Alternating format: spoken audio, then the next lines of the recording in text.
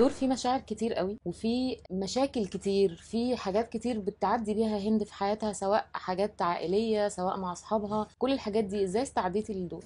الموضوع كان طبعا صعب قوي، بجد بجد يعني ده من اصعب الحاجات اللي انا عملتها. فلا يعني قعدت اشتغل عليه كتير جدا مع استاذ خالد سعيد المخرج طبعا، ومع هند عبد الله المؤلفه اللي هي هند. بجد قعدنا نشتغل كتير. قعدت ما كنت بقعد مع هند كتير قوي، اللي هو نقعد نفطر نتغدى نتعشى مع بعض، نقعد نتكلم في كل حاجه، واقعد اسالها اسئله اكتر واعرف هي هنا كانت حاسه بايه وهنا كانت حاسه بايه، وهنا لما اتقال لها كده هي كانت عايزه ترد تقول ايه بس ما عرفتش تقوله. دي برضه نقطه مهمه جدا. فانا كنت بحاول اخرج كل احاسيس هند واللي هي ما عرفتش تخرجه. انا ساعات كنت غصب عني بقول حاجات في مشهد لوحدي كده، ومثلا هي تيجي تقول لي بجد شكرا انا كان نفسي اقول كده بس ما كنتش عارفه، يعني اللي هو خلاص سكت كده في الموقف وما عرفتش ارد.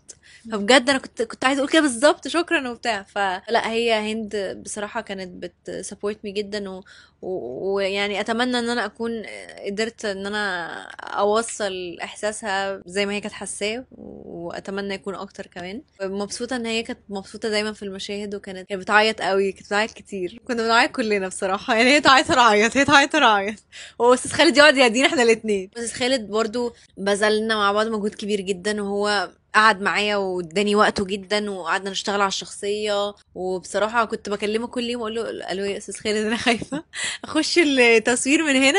اليوم اللي بكلموش فيه يقول لي نسيتي تقولي انا خايفه النهارده يا ليلى. انا قبل اي مشهد بقول له الو استاذ خالد انا عايزه اقول لك بس ان انا خايفه، بس بمسي عليك بس. فهو استحملني برضو كتير قوي. انا الفتره دي كنت خايفه جدا، مرعوبه.